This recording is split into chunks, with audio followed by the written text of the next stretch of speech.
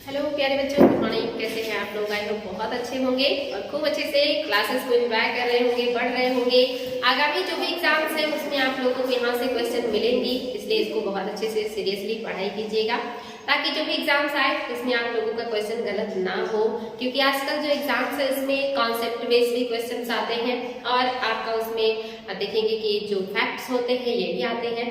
तो आपकी क्लासेस में जो है कॉन्सेप्ट और फैक्ट दोनों प्रोवाइड किए जा रहे हैं और इसको केयरफुली देखिए और एग्जाम में अच्छे से अच्छा नंबर लेकर के आइए। तो आज की जो आपकी क्लास है ये है पर्यावरण प्रदूषण। और आपको पता है कि जो प्रदूषण है ये हमारे लिए वर्तमान की सबसे बड़ी समस्या हो गई है। और प्रदूषण में विभिन्न तरह के प्रदूषण हो गए हैं, वायु प्रदूषण, जल प्रदूषण, मृदा प्रदूषण और आजकल तो रेडियो धर्मी प्रदूषण भी बड़ी समस्या है। साथ ही प्रकाश प्रदूषण भी होने लगा है। तो इस तरह से प्रदूषण के बहुत सारे प्रकार हैं और जितने भी प्रदूषण हैं सभी हमारे लिए बहुत हानिकारक हैं और ये हमें प्रत्यक्ष रूप से प्रभावित करने लगे हैं। तो अब ये जो प्रदूषण है इनको कैसे रोका जाए, इनका क्या उपाय हो सकता है, कौन सी चीजें हैं जिसे सुधार करके हम प्रदूषण को कम कर सकते हैं, ये सारी चीजें देखेंगे। पहला तो ये देखेंगे कि हो क्यों रहा है और उसके बाद इसका क्या उपाय है, ये चीजें। और आपका जो प्रदूषण है इसमें हम देखेंगे उत्पत्ति के स्रोत। तो उत्पत्ति के जो स्रोत है पॉल्यूशन के, दो ही स्रोत होते हैं, या तो वो प्राकृतिक होता है या मानव निर्मित होता है। तो अगर वो प्राकृतिक होता है तो प्रकृति उसे बैलेंस करना जानती है। और प्रकृति से कैसे होता है पॉल्यूशन, तो आपको पता है कि जो हमारे इन्वायरमेंट में जो है कभी कभी जंगल में आग लग जाते हैं और काफी लॉन्ग टाइम तक ये आग लगे ही रहते हैं, जिसमें आप देखेंगे लाखों की संख्या में जो पेड़ पौधे हैं, जो जीव जंतु हैं वो मारे जाते हैं। और इस आग से बड़ी मात्रा में कार्बन डाइऑक्साइड, सल्फर और अन्य गैसें निकलती हैं जो पॉल्यूशन को बढ़ावा देती हैं। साथ ही आप देखेंगे ज्वालामुखी उद्गार भी बहुत ज्यादा होते रहते हैं पृथ्वी पे। कहीं कहीं तो आप देखते हैं आए दिन कोई ना कोई ज्वालामुखी उद्गार होता ही रहता है। खास करके जो हमारा जो प्रशांत महासागर के चारों तरफ का जो वलय पाया जाता है यहाँ पर बहुत ज्यादा मात्रा में ज्वालामुखी उद्गार होते हैं। और इस ज्वालामुखी उद्गार से आप देखते हैं भारी पैमाने पे गैस से जलवाष्प, धूलकण, एरोसॉल ये सारे निकलते हैं जो आपके एनवायरनमेंट में जा करके भिन्न भिन्न तरह के पॉल्यूशन को फैलाते हैं और बीमारियों के कारक बनते हैं। इसके अलावा जितने भी वनस्पतियां हैं, जीव जंतु हैं, उनके डेथ करने के बाद जब वो सड़ते हैं, जब उनका जो है सड़ने करने के जो प्रोसेस होते चलते हैं उससे भी पोल्यूशन होता है। तो ये जो पोल्यूशन है ये प्राकृतिक पोल्यूशन है या नेचुरल है जो कि होते रहते हैं, लेकिन ये उतना नहीं होते, प्रकृति ने बैलेंस कर लेती है, या इतने घातक ये नहीं होते हैं या इतने बड़े पैमाने पे नहीं होते कि जो एनवायरनमेंट है, जो लोगों का स्वास्थ्य है वो बहुत ज्यादा प्रभावित हो जाए। लेकिन जब उसमें मानव का हस्तक्षेप होने लगे, मानव के द्वारा जब ये सारी चीजें होने लगती है तब वो एक्स्ट्रा हो जाता है और वही हमारे लिए ज्यादा घातक होता है। जैसे आप देखेंगे वर्तमान में जो इंसान है, खास करके जो हमारा भारत देश है ये ग्रामीण इलाके यहाँ ज्यादा है और आज भी जो गांव है यहाँ पर जो जीवांश में ईंधन है इनका उपयोग बड़े पैमाने पे होता है, खास करके खाना बनाने के लिए या ठंडा के मौसम में आग को जलाने के लिए, यानी कि गर्मी प्राप्त करने के लिए जो किसान है या जो ग्रामीण एरिया के लोग हैं ये ऐसे ही चीजों का उपयोग करते हैं जिनसे पॉल्यूशन ज्यादा होता है, जिसमें लकड़ी है, घास फूस है और जो है उपले है, इनका उपयोग ज्यादा किया जाता है। कोयले का उपयोग ज्यादा किया जाता है जो कि जलने से आपका वायु प्रदूषण बहुत ज्यादा होता है। इसीलिए आप देखेंगे ठंडा के मौसम में जो पोल्यूशन का रेशियो है और भी बढ़ जाता है। तो ये जो पोल्यूशन है ये इंसानों के द्वारा किया जा रहा है। साथ ही आप देखेंगे परिवहन, इतना ज्यादा परिवहन चलने लगा है कि इस परिवहन से इतनी ज्यादा मात्रा में भिन्न भिन्न तरह की गैसें निकलती हैं जो बहुत ही जहरीली और विषाक्त होती हैं। इसके अलावा इतने सारे उद्योग धंधे जो मानव ने लगा रखे हैं उससे भी बहुत बड़े पैमाने पे प्रदूषकों का रिलीज होता है और वो इन्वायरमेंट में आता है, जल में मिलता है, मिट्टी में मिलता है और अलग अलग तरह के पोल्यूशन का जो है कारण बनता है। और आजकल तो आप देख रहे हैं कि इलेक्ट्रॉनिक प्रदूषण बहुत ज्यादा जो है घातक स्थिति में है। जो भी ई वेस्ट है, जो मोबाइल वगैरह है, जितनी भी इलेक्ट्रॉनिक चीजें हैं, ये जिन पदार्थों से बन करके मतलब मिल करके बनते हैं ये बहुत ही जो है खतरनाक होते हैं। ये आसानी से तोड़े नहीं जा सकते या एनवायरनमेंट इनको जो है रिसाइकल नहीं कर पाता है और ये जहाँ भी होते हैं ये जल को, वायु को और मिट्टी को बहुत ज्यादा प्रदूषण करते हैं और ये हमारे लिए बहुत ही घातक होते हैं। इनमें जो पाए जाने वाले पदार्थ होते हैं, रेडियो एक्टिव पदार्थ, ये बहुत ही ज्यादा घातक होते हैं। खास करके आप देखेंगे कि आजकल और भी एक प्रॉब्लम्स है, प्लास्टिक जैसे जो पदार्थ है जो इंसानों ने तो बना लिया कि हाँ अपनी जरूरतों के लिए, लेकिन उसे समाप्त करने की विधि का अभी तक कोई खास खोज नहीं हो पाया है। जबकि इंसान को जो भी आविष्कार करे तो उसके पॉजिटिव नेगेटिव पॉइंट्स को ध्यान में रख करके करना चाहिए, लेकिन हमने जो प्लास्टिक बना लिया अपनी डेली की जरूरतों को पूरा करने के लिए, उसको बनाना जितना आसान था हमारे लिए, उसको नेचर के लिए उतना ही मुश्किल है तोड़ना या समाप्त करना। ये सालों सालों या सैकड़ों सालों तक मिट्टी में, जल में पड़े रहते हैं और ये टूटते नहीं, ये बहुत ही हानिकारक होते हैं। अगर ये प्लास्टिक जैसी चीजों का आविष्कार इंसान ने ना किया होता तो हम बाकी चीजों से अपना काम चला लेते, लेकिन प्लास्टिक आज हमारे जीवन का ऐसा भी हिस्सा बन गया कि हम छोटे से लेकर के बड़े सामान तक, चाहे फल हो, सब्जियां हो या दूसरी चीजें, उसके लिए प्लास्टिक को ही कैरी बैग के रूप में उपयोग करते हैं, जो कि बहुत ही हानिकारक है। तो इस तरह की चीजें जो हमने बनाई है या जो हमारे द्वारा की जा रही गतिविधियां हैं, इनकी वजह से एनवायरनमेंट में बहुत ज्यादा पॉल्यूशन हो रहा है। इसी को कहते हैं मानव निर्मित प्रदूषण। और आप जानते हैं कि मानव हर तरह का पॉल्यूशन फैला रहा है और बहुत ही घातक पॉल्यूशन फैला रहा है। तो ये उत्पत्ति के स्रोत है बच्चों, एक तो आपका प्राकृतिक है, नेचुरल है, जो उतना घातक नहीं होता या जिसको जो नेचर है हमारा वो बैलेंस कर लेता है, उसको जो है ऑब्जर्व कर लेता है, उसको मेंटेन कर लेता है। लेकिन जो मानव के द्वारा भिन्न भिन्न तरह के पॉल्यूशन फैलाए जा रहे हैं, इतने घातक गैसों के रूप में, इतने घातक पदार्थों के रूप में, जिसमें ठोस रूप में भी है, द्रव रूप में भी और गैसीय रूप में भी है, ये हमारे जल, वायु, हमारी जो मृदा है, इसको बड़े पैमाने पे नुकसान पहुंचा रहे हैं। और अब ये जो स्थिति है ये बहुत ही चिंताजनक होती जा रही है। आप देखेंगे हमारा जो इंडिया का दिल्ली शहर है, ये पूरे विश्व का सबसे ज्यादा पोल्यूटेड जो है सिटी है। यूपी की बात करें तो हमारा जो कानपुर है ये भी बहुत ज्यादा पोल्यूटेड सिटियों में नंबर 1 में आता है। तो इतनी खराब स्थिति हो चुकी है हमारी कि हमारे यहाँ जो एनवायरनमेंट है, जो हवाएं हैं, ये इतना ज्यादा पोल्यूटेड हो चुके हैं।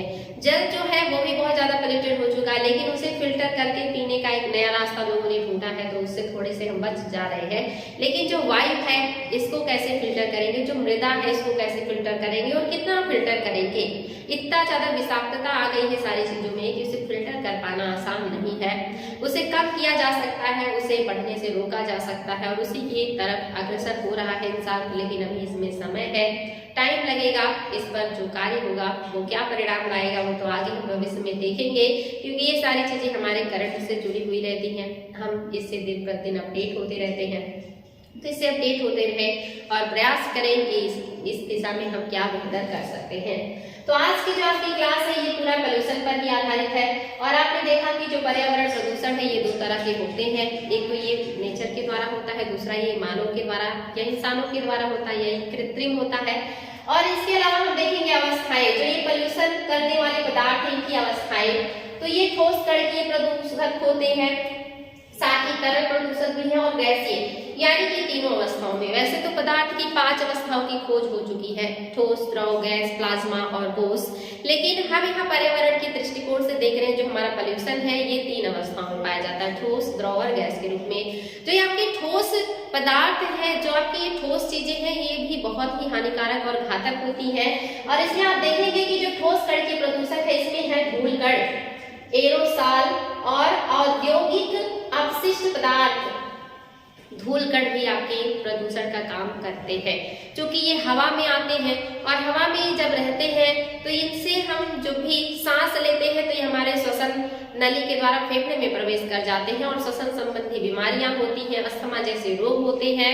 इसके अलावा आप देखेंगे सर दर्द होना या बहुत ज्यादा स्ट्रेस फील करना। साथ ही जो पेड़ पौधे होते हैं इनकी पत्तियों पर ये जम जाते हैं, जिससे प्रकाश संश्लेषण को बाधित करते हैं। इसके अलावा जो अन्य चीजें हैं उसे भी ये प्रभावित करते हैं, जो धूलकण है। इसके अलावा आप देखेंगे एरोसॉल, जो आपका एरोसॉल है ये भी छोटे छोटे आपके जो है टुकड़े के रूप में होते हैं, ठोस कण होते हैं और इनका आकार 1 माइक्रोन से लेकर के 10 माइक्रोमीटर तक का होता है। यानी कि 1 माइक्रोमीटर से लेकर के 10 माइक्रोमीटर के आकार होते हैं जो हमें दिखाई नहीं देते हैं और ये श्वसन संबंधी बीमारियां पैदा करते हैं। इसके अलावा और भी प्रॉब्लम क्रिएट करते हैं, जैसे कि ग्लोबल जो आपका वार्मिंग है इसे कम करने का काम करते हैं। क्योंकि जो सूर्य की किरणें हैं उसके ये क्या करते हैं, एल्बिडो बढ़ा देते हैं। जो सूर्य की किरणें आती हैं इन कणों से टकरा करके वापस रिटर्न हो जाती हैं और अगर इनकी मात्रा ज्यादा हो वायुमंडल में तो ज्यादा से ज्यादा जो किरणें हैं ये वापस रिफ्लेक्ट हो जाएंगी, वापस चली जाएंगी, धरती को नहीं मिलेंगी। और अगर ये मात्रा ज्यादा रही और ज्यादा दिनों तक बनी रही तो हमारी पृथ्वी को मिलने वाली जो उष्मा है उसके प्रतिशत में कमी आ जाएगा और हमारी जो पृथ्वी है ये ठंडा होने लगेगा या इसको जो मिलने वाली गर्मी है उसकी मात्रा में कमी आ जाएगी। तो ये एल्बिडो भी बढ़ाने का काम करते हैं, ये भी ध्यान रखिए। साथ ही जो है आपके औद्योगिक अपशिष्ट पदार्थ, ऐसे बहुत सारे औद्योगिक अपशिष्ट पदार्थ निकलते हैं जो ठोस रूप में होते हैं, जिनको तोड़ना, जिनका विघटन करना या जिनका निस्तारण करना बहुत ही मुश्किल है या असंभव सा हो गया है और ये समाप्त नहीं होते या जहां भी होते हैं जल में, मिट्टी में या हवा में, ये हमारे लिए बड़े ही घातक होते हैं। इसके अलावा आप देखेंगे अपशिष्टों में जो है वो क्या है, पारा है, सीसा है, एस्बेस्टस है आदि। यानी कि जो पारा है, सीसा है, एस्बेस्टस है, ये कितने खतरनाक होते हैं हमारे शरीर के लिए, हमारे मस्तिष्क के लिए। खास करके जो सीसा है हमारे नर्वस सिस्टम को प्रभावित करता है, हमारे दिमाग को प्रभावित करता है। जो पारा है ये उदर संबंधी बीमारियां लेकर के आता है। जो एस्बेस्टस है ये भी हमारे शरीर के लिए, हमारे स्वास्थ्य के लिए बहुत ही हानिकारक है। तो ये सारे जो पदार्थ हैं जो ठोस रूप में हमारे एनवायरनमेंट में भिन्न भिन्न जगहों पे पाए जाते हैं, ये हमारे लिए बहुत ही घातक होते हैं। इनका स्वरूप इतना छोटा होता है कि हमें दिखाई नहीं देते और इस श्वास के द्वारा हमारे फेफड़े में बहुत अंदर तक चले जाते हैं और श्वसन जैसी बीमारियां होने लगती है। और आप जान रहे हैं कि वर्तमान में जितनी भी बीमारियां हैं बहुत तेजी से बढ़ रही है। अस्थमा की जो बीमारियां हैं, सांस संबंधी जो बीमारियां हैं, लोगों को बहुत कम उम्र में हो रहा है। रीजन क्या है, हमारे यही जो एनवायरनमेंट में मौजूद सूक्ष्म कण है, जो एरोसॉल है, जो सस्पेंडेड पार्टिकुलर मैटर्स है, ये सारे जो है ये हमारे फेफड़े में जा करके प्रवेश कर जाती हैं और वो श्वसन संबंधी समस्याएं उत्पन्न करती है। नेक्स्ट है आपका तरल प्रदूषण। तरल प्रदूषण में क्या क्या है बच्चों, तो इसमें आप देखेंगे अमोनिया है, यूरिया है, नाइट्रेट है और इसके अलावा आप देखेंगे नाइट्रेट युक्त जल और इसके अलावा आप देखेंगे जलयानों से जो खनिज तेलों का रिसाव होता है। अमोनिया, यूरिया, नाइट्रेट और जलयानों से निकलने वाले जो ऑयल होते हैं, आप जानते हैं हमारे यहाँ जितना भी ऑयल का ट्रांजिशन होता है यानी कि आयात निर्यात होता है ये जलीय मार्ग से होता है। बड़े बड़े जलीय शिप के द्वारा जो ऑयल्स होते हैं इन्हें दूसरे कंट्रीज से लाया जाता है, रिफाइन किया जाता है। आपको पता होगा कि हमारे यहाँ ऑयल की जो मात्रा है, जो पेट्रोलियम की मात्रा है उतनी नहीं है। हमें अपनी जरूरत को पूरा करने के लिए बड़े पैमाने पर जो अरेबियन कंट्रीज हैं, जो पेट्रोलियम देश हैं, इराक, ईरान, सऊदी अरब, यहाँ से हम तेल को आयात करते हैं और जो तेल है अंतरराष्ट्रीय मार्केट में हमें क्रूड ऑयल के रूप में मिलता है। यानी कि ये कच्चा तेल होता है, इसमें पेट्रोल, डीजल, केरोसिन, ग्लिसरॉल सब मिक्स होता है और ये हमें बैरल में मिलता है। 159 जो लीटर होता है मिला करके एक बैरल बनता है और हम वहां से कच्चे या क्रूड ऑयल को लेकर के आते हैं और अपने यहाँ ला करके उसे रिफाइन करते रिफाइनरी में और उससे हम पेट्रोल, डीजल, केरोसिन और ग्लिसरॉल को अलग करते हैं और अपने जो भी जरूरत की चीजें होती है उसमें यूज करते हैं। तो ये जो ऑयल है इसे हम क्या करते हैं, इसे हम शिप द्वारा, समुद्रों के द्वारा या जलयानों के द्वारा अपने देश में ले आते हैं और इस दरमियान ये जब हजारों किलोमीटर, सैकड़ों किलोमीटर की लंबी दूरी तय करते हैं तो रास्ते में कभी कभी इनमें लीकेज हो जाता है, रिसाव हो जाता है और जो है कई बैरल या कई टन जो तेल है वो समुद्र की सतह पर बिखर जाते हैं और जिससे समुद्र की जो पारिस्थितिकी तंत्र है डिस्टर्ब होती है।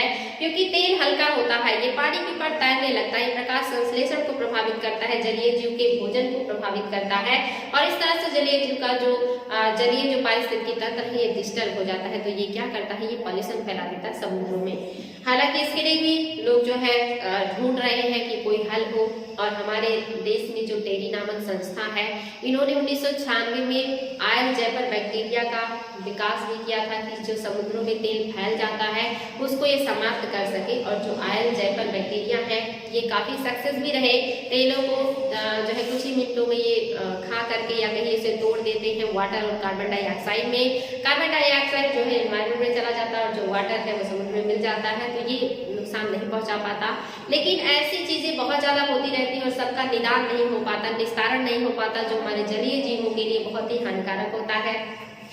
तो ये है जो तेल रिसाव होता है, ये कितना ज्यादा नुकसानदेह होता है। साथ ही जो आपका अमोनिया, यूरिया, नाइट्रेट है, ये सभी क्या है, बहुत ही घातक होते हैं। ये मिट्टी को, जल को बहुत ज्यादा नुकसान पहुंचाते हैं और ये हमारे शरीर में जब पहुंचते हैं तो हमारे स्वास्थ्य के लिए भी काफी घातक होते हैं, जिससे हमें बहुत सारी बीमारियां होती हैं या हमारे शरीर के जो अंग है वो क्षतिग्रस्त होने लगते हैं।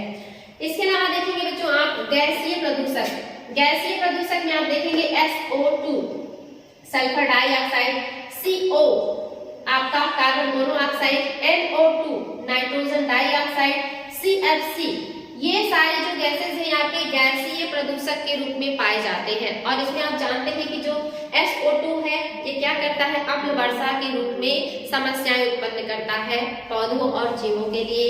जो आपका CO है, जिसको कार्बन मोनोऑक्साइड कहते हैं, ये जो है जब जो ईंधन होता है पूर्ण रूप से दहन नहीं हो पाता उसका, तो उससे कार्बन मोनोऑक्साइड निकलता है और ये कई जगहों से निकलता है, लेकिन सबसे ज्यादा ये जितनी हमारे मोटर गाड़ियां हैं या जो परिवहन है उनके द्वारा ये निकलता है और ये बहुत ही घातक होता है, क्योंकि ये हमारे ब्लड के साथ बहुत तेजी से क्रिया करता है। ऑक्सीजन की अपेक्षा ये 300 गुना ज्यादा तेजी से ऑक्सीजन के साथ क्रिया कर लेता है। 300 गुना ज्यादा तेजी से जो है हमारे ब्लड के साथ ये क्रिया करता है ऑक्सीजन की अपेक्षा, और बहुत तेजी से हमारे ब्लड में ये घुल जाता है, मिल जाता है, जिसकी वजह से ब्लड में इसकी मात्रा हो जाती है ज्यादा और इससे लोगों का दम घुटने लगता है या लोगों की मृत्यु हो जाती है। तो एग्जाम में क्वेश्चन बनता है कि कौन सा गैस है जो ब्लड में बहुत तेजी से घुलता है या लोगों की मृत्यु के लिए उत्तरदायी बन जाता है ब्लड के साथ तेजी से क्रिया करने की वजह से। तो कार्बन मोनोऑक्साइड है, ध्यान रखेंगे ये ऑक्सीजन से 300 गुना ज्यादा तेजी से ये ब्लड के साथ क्रिया कर लेता है या ब्लड में घुल जाता है, जिसकी वजह से जो हमारा ब्लड है इसमें कार्बन मोनोऑक्साइड की मात्रा ज्यादा हो जाती है और हमें जो है लोगों की मृत्यु तक हो जाती है। तो ये इंपॉर्टेंट है। NO2 नाइट्रोजन डाइऑक्साइड, ये भी आपका क्या है, प्रदूषक गैस है। साथ ही आप देखेंगे ये आपके लिए जो ग्लोबल वार्मिंग संबंधी प्रॉब्लम्स भी क्रिएट करता है। इसके अलावा CFC आप देख रहे हैं ये प्रदूषक गैस भी है, साथ ही ये ग्रीन हाउस गैस भी है, क्योंकि ये सबसे ज्यादा जो है या कहिए कि ओजोन क्षयकारी गैस है, सबसे ज्यादा यही जो है ओजोन को नुकसान पहुंचा रहा है जो CFC है। और ये काफी ज्यादा एग्जाम में पूछा भी जाता है कि कौन सी गैस है जो सबसे ज्यादा ओजोन को नुकसान पहुंचाता है, तो आपका जो CFC है यही सबसे ज्यादा नुकसान पहुंचाता है।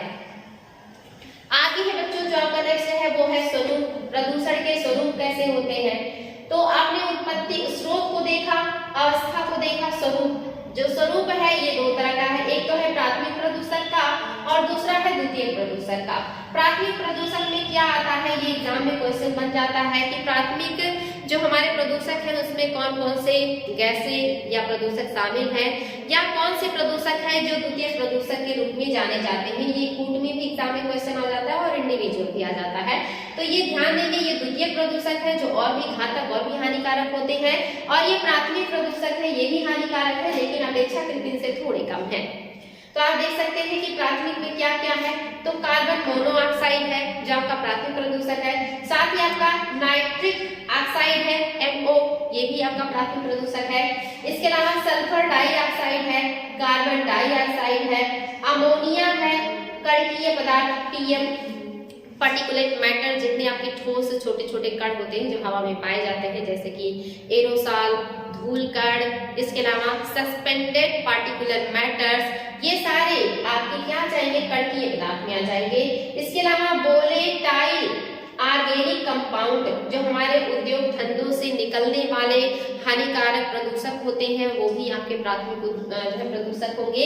इसके अलावा नाइट्रोजन डाइऑक्साइड NO2, ये भी आपका प्राथमिक प्रदूषक माना जाएगा। तो आप इसको ध्यान देंगे कि हमारे प्राथमिक प्रदूषक में कौन कौन से प्रदूषक हैं जिन्हें शामिल किया जाता है।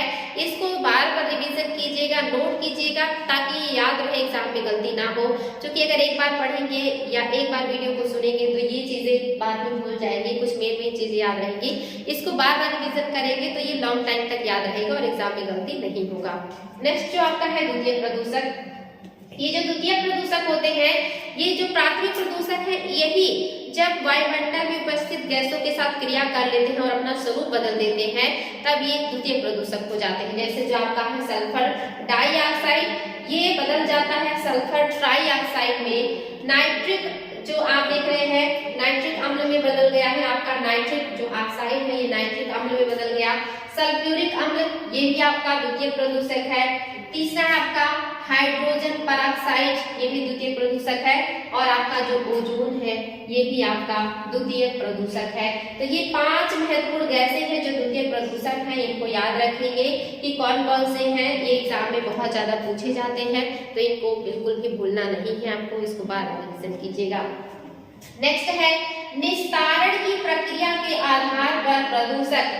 तो निस्तारण की प्रक्रिया के आधार पर जो हमारे प्रदूषक है, ये 2 प्रकार के होते हैं। एक वे प्रदूषक जो जैव निम्नीकरणीय है। जैव निम्नीकरणीय मीन्स क्या होता है बच्चों? जैव निम्नीकरणीय मीन्स होता है वे प्रदूषक जिनको हमारे एनवायरमेंट में मौजूद सूक्ष्म जीव, जिसमें आपके कवक और बैक्टीरिया आते हैं, उनको तोड़ करके उनको जो है एनवायरमेंट में या कहिए कि मिट्टी में, जल में मिला देते हैं, उनका अस्तित्व जो है वो समाप्त कर देते हैं। यानी कि उन्हें प्रदूषकों को निस्तारित कर देते हैं, उनको समाप्त कर देते हैं, स्वच्छ कर देते हैं। ऐसे जो प्रदूषक होते हैं वो जैव निम्नीकारक प्रदूषक कहलाते हैं, जिसमें आपके घरेलू कचरे, जितने भी जीव जंतुओं के पादपों के अवशेष हैं, साथ ही सीवेज जो नालों के द्वारा जो है गंदगी लाई जाती है, ये सारे क्या होते हैं, इनको सूक्ष्म जो हमारे कण हैं, बैक्टीरिया, सूक्ष्म जो जीव हैं जिसमें बैक्टीरिया और कवक आते हैं, ये बड़ी तेजी से इनको तोड़ करके एनवायरमेंट में मिला देते हैं। जैसे आप देखते हैं कहीं पर अगर आप जो है फल का छिलका या सब्जी का छिलका फेंक दें, तो 2 दिन बाद आपको वहाँ पर छिलका नजर नहीं आएगा, क्योंकि जो बैक्टीरियाज होते हैं, जो हमारे कवक है, उसको बहुत तेजी से तोड़ करके मिट्टी में मिला देते हैं, तो वो समाप्त हो जाता है, वो प्रदूषण नहीं फैला पाता। लेकिन अगर आप कहीं पर प्लास्टिक फेंक दें, तो आप देखेंगे वो प्लास्टिक सालों साल वैसे पड़ा रहता है, वो ना तो पानी से जो है टूटता है, ना तो वो जल से टूटता है, ना उस पर धूप का कोई असर होता है, वो वैसे के वैसे ही बना रहता है। तो ऐसी चीजें जिनको हमारे जो सूक्ष्म जीव हैं, कवक और बैक्टीरिया नहीं तोड़ पाते, उनका निस्तारण नहीं कर पाते, उनको समाप्त नहीं कर पाते, उनको एनवायरमेंट में एब्जॉर्ब नहीं कर पाते, वो जो होते हैं, इसे कहा जाता है जो है जैव अनिम्नीकारक, यानी कि जैव अनिम्नीकरणीय प्रदूषक। जैसे कि प्लास्टिक, जितनी भी भारी धातुएं हैं, जैसे पारा और एस्बेस्टस, शीशा, इसके अलावा जितने भी ई वेस्ट होते हैं, जो भी आपकी इलेक्ट्रॉनिक चीजें हैं, खास करके आप देख रहे हैं आजकल मोबाइल वगैरह का बहुत ज्यादा ट्रेंड चल गया है, ये इतना घातक होते हैं, इनसे इतना खतरनाक रेडिएशन, इतनी खतरनाक गैसें रिलीज होती है जो बहुत ही नुकसानदेह होती है। तो प्लास्टिक, भारी धातुएं, रेडियो सक्रिय तत्व और शीशा, DDT, ये सब आपके क्या है, अजैव निम्नीकारक है, या कहें कि जैव अनिम्नीकारक है। इनको हमारे जो सूक्ष्म जीव हैं वो नहीं तोड़ पाते, इनका निस्तारण नहीं कर पाते हैं। तो निस्तारण की दृष्टिकोण से भी हमारे जो प्रदूषक है ये 2 तरह के हैं, एक जिनको हमारे सूक्ष्म जो जीव है वो तोड़ देते हैं, और दूसरा जिनको हमारे सूक्ष्म जीव नहीं तोड़ पाते हैं। तो सबसे ज्यादा जो समस्या का विषय है वो है आपका, जिसको हमारे सूक्ष्म जीव नहीं तोड़ पाते हैं, ये प्लास्टिक, भारी धातु, रेडियो एक्टिव पदार्थ और शीशा। ऐसी चीजों का जो उपयोग है इसे हमें घटाना चाहिए, ऐसी चीजों के उपयोग से हमें बचना चाहिए। मतलब जितना हमारा कह सकते हैं यथासंभव, जितना हम कोशिश कर सकते हैं, जितना संभव हो, ऐसी चीजों के उपयोग से हमें बचना चाहिए, क्योंकि ये टूटते नहीं है, ये हमारे एनवायरमेंट में सदियों तक पड़े रहते हैं और जल को, मिट्टी को, वायु को, सभी को नुकसान पहुंचाते हैं। साथ ही जल और मिट्टी के द्वारा जो भोज्य पदार्थ होते हैं, वायु के द्वारा, ये हमारे शरीर में आते हैं और ऐसे खतरनाक बीमारियां पैदा करते हैं, जैसा कि आजकल आप देख रहे हैं अस्थमा, कैंसर और तरह तरह के ट्यूमर्स, अन्य बीमारियां जो इतनी खतरनाक और लाइलाज से होती जा रही है, जिनका इलाज कर पाना संभव नहीं हो रहा है। तो ये सारी चीजों की वजह से इस तरह की बीमारियां भी फैलती हैं। अब जो बचे हुए हैं वो हम देख रहे हैं कि प्रमुख वायु प्रदूषक, कौन कौन से वायु प्रदूषक है जो प्रमुख रूप से हमारे वायु में पाए जाते हैं। तो वायु प्रदूषक में पहला है CO, और ये कहाँ कहाँ से निकलता है, कभी कभी एग्जाम में बन जाता है कि कार्बन मोनोऑक्साइड कहाँ से निकलता है, तो ये भी पता होना चाहिए। एग्जाम में आजकल यहाँ से जितने भी पॉइंट्स मैं बता रही हूँ सभी पॉइंट्स से एग्जाम बनते हैं, तो एक एक पॉइंट्स आपके लिए बहुत ही इंपॉर्टेंट है, कुछ भी छोड़ने लायक नहीं है। तो जो CO है ये कहाँ से, सबसे ज्यादा परिवहन से निकलता है, जो यातायात के साधन होते हैं। इसके अलावा जो एल्यूमिनियम संयंत्र होते हैं, जितने भी एल्यूमिनियम आपके संयंत्र होंगे वहां से इनका बहुत बड़े मात्रा में जो उत्पादन होता है। साथ ही जो घरेलू लकड़ियां होती है, जो घरेलू अवशेष होते हैं जिनका दहन किया जाता है, इनसे भी ये अगर ये ठीक से नहीं जल रहे हैं, क्योंकि ईंधन के अपूर्ण दहन से इनका जो है निकास होता है, इनका जो है एनवायरमेंट में आने का एक जो है जरिया बनता है कि अगर ईंधन का दहन पूर्ण नहीं हुआ, अपूर्ण दहन हुआ, तो कार्बन मोनोऑक्साइड जो है एनवायरमेंट में आएगा। तो ये याद रखेंगे, ईंधन के अपूर्ण दहन से कार्बन मोनोऑक्साइड निकलता है। और ये आप देख रहे हैं परिवहन, एल्यूमिनियम संयंत्र और घरेलू अपशिष्टों के जलाने से उनके जो है निस्तारण के दरमियान इसका रिलीज होता है। और सबसे बड़ी बीमारी क्या करता है, ये ब्लड के साथ बहुत तेजी से क्रिया कर लेता है और लोगों की मृत्यु हो जाती है। दूसरा है कार्बन डाइऑक्साइड। कार्बन डाइऑक्साइड आप जानते हैं ज्यादातर जीवाश्म ईंधनों के दहन से निकलते हैं। अब वो जीवाश्म ईंधन चाहे कोयला हो, चाहे पेट्रोलियम हो, या लकड़ी हो, या दूसरे अवशेष हो, इनके जलने से इनका बड़े पैमाने में ये बाहर आते हैं, रिलीजन होता है। साथ ही आप देखेंगे कि दहन है, परिवहन है, उद्योग है, यानी कि उद्योग धंधों से, परिवहन से, कोई भी चीज जलाने से या जितने भी ईंधन है उनके उपयोग से कार्बन डाइऑक्साइड निकलता है। और आपने कार्बन चक्र में पढ़ा भी था कि जो कार्बन है ये भी अपना स्वरूप बदलता रहता है, लेकिन इसका जो द्रव्यमान है कभी नहीं बदलता है। इसका मतलब समझते हैं बच्चों, बहुत गूढ़ बात है कि जो कार्बन है, जैसे हम पढ़ते हैं कि जो जल है ये इसकी जो क्वांटिटी है कभी नहीं बदलती, ये प्राचीन काल में जितना था आज भी उतना ही है और आगे भी उतना ही रहेगा, सिर्फ इसका स्वरूप बदल जाता है। एक साइकिल चलता है स्वरूप बदलने का, जिसमें ये ठोस, द्रव और गैस के रूप में बदलता रहता है। ऐसे आपका जो कार्बन है ये सदियों पहले जितना था आज भी उतना ही है, लेकिन प्रॉब्लम क्या है कि उसका स्वरूप बदल गया है। जो कोयले के रूप में था, जो पेट्रोलियम के रूप में था, जो अन्य चीजों के रूप में था, उसे हम जला जला करके एनवायरमेंट में गैसीय रूप में ले आए हैं, जिसकी वजह से ग्लोबल वार्मिंग हो रहा है। अगर हम इन सारी चीजों का इतना उपयोग ना करते तो कार्बन ठोस चीजों में कैद रहता, जमीन के अंदर पड़ा रहता और हमारे लिए हानिकारक नहीं होता। यानी कि कार्बन की मात्रा पहले ना कम थी और ना आज ज्यादा है, मात्रा उतना ही है, लेकिन हमने क्या कर दिया है, उसका स्वरूप गैसीय रूप में कर दिया है, एनवायरमेंट में उसकी मात्रा को बढ़ा दिया, जो कि मिट्टी के अंदर दबा हुआ था।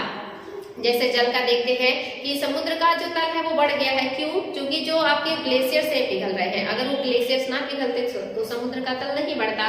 ऐसे ही अगर हम उन कोयले का, डीजल जो भी हमारे मतलब ऑयल्स हैं उनका उपयोग इतनी बड़े पैमाने में ना करते, लकड़ियों का इतना ज्यादा दहन ना करते, तो ये कार्बन उनके अंदर जो है जमा रहता, एक सिंक के रूप में ये पड़ा रहता, ये हमारे एनवायरमेंट में इतना ज्यादा नहीं आता और हमें नुकसान नहीं पहुंचाता। तो ऐसा नहीं है कि आज कार्बन की मात्रा बढ़ गई है। हाँ, एनवायरमेंट में कार्बन की मात्रा बढ़ गई, हमारे वायुमंडल में कार्बन की मात्रा बढ़ गई, लेकिन हमारे पारिस्थितिकी तंत्र में कार्बन की मात्रा ना कभी कम थी और ना ही आज ज्यादा है, बल्कि जितना सदियों पहले था उतना ही आज है और इतना ही आगे रहेगा।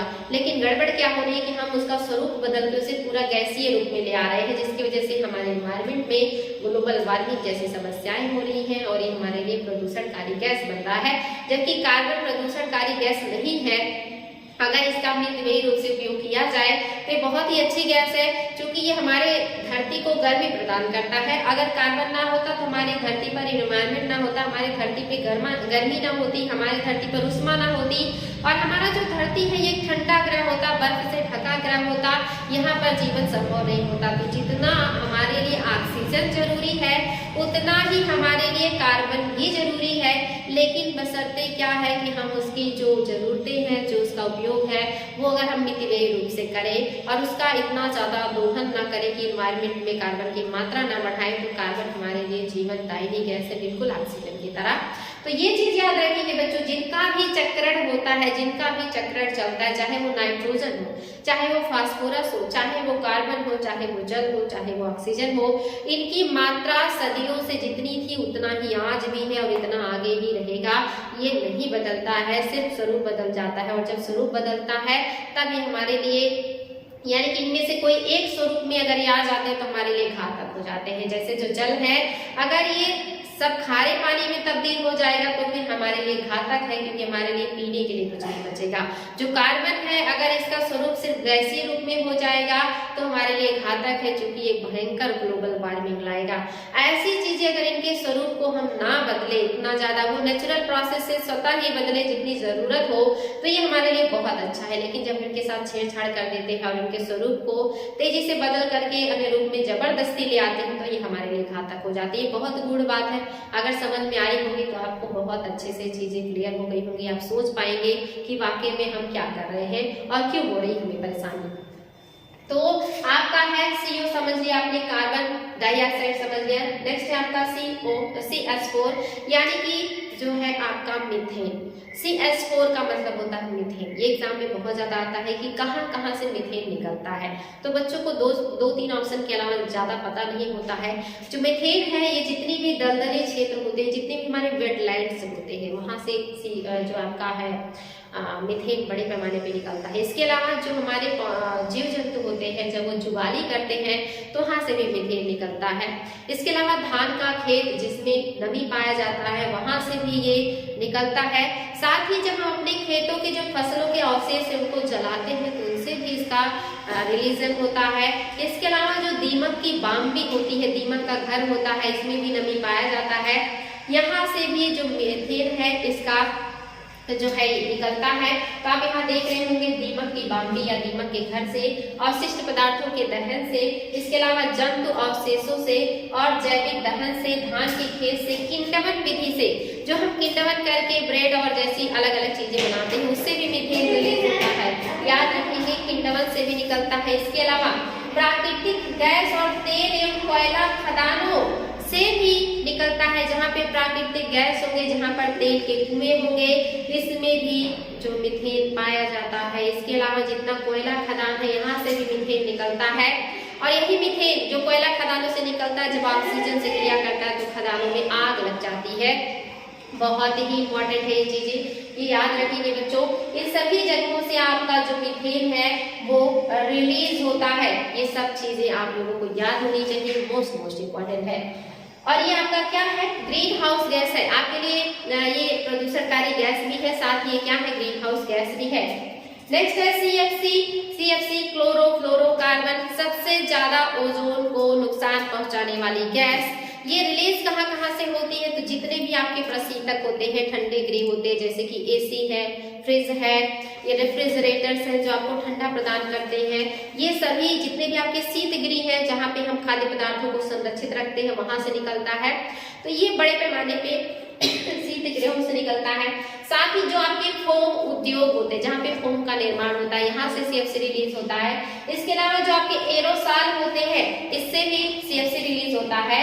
इसके अलावा जितने भी सॉल्वेंट होते हैं इन सब से CFC का रिलीजन होता है।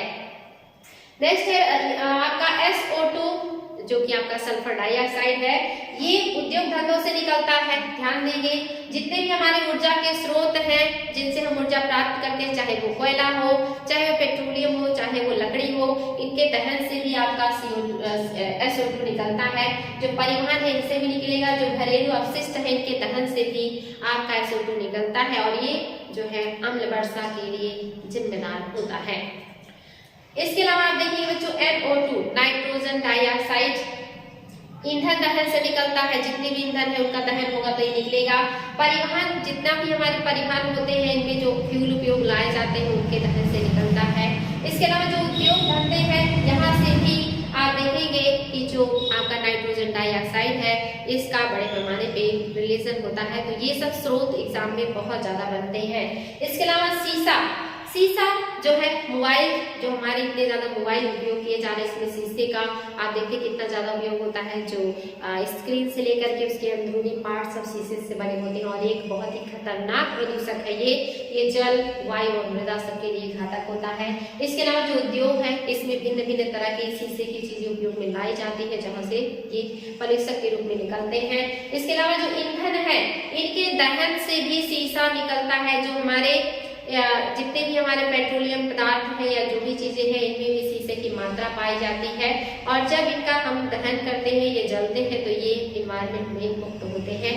तो इस तरह से बच्चों आपको बहुत सारे पॉइंट मिले जो एग्जाम में बनते हैं, क्वेश्चन आए हैं और आगे भी आएंगे। इनको केयरफुली देखिएगा, एक एक पॉइंट को रिवीजन कीजिएगा, नोट कीजिएगा, ताकि एग्जाम में हेल्पफुल हो। कुछ पॉइंट्स और बचे हुए हैं, इसको हम नेक्स्ट क्लास में डिस्कस करेंगे। आज के लिए इतना ही, कल फिर मिलते हैं आगे के टॉपिक के साथ। Thank you.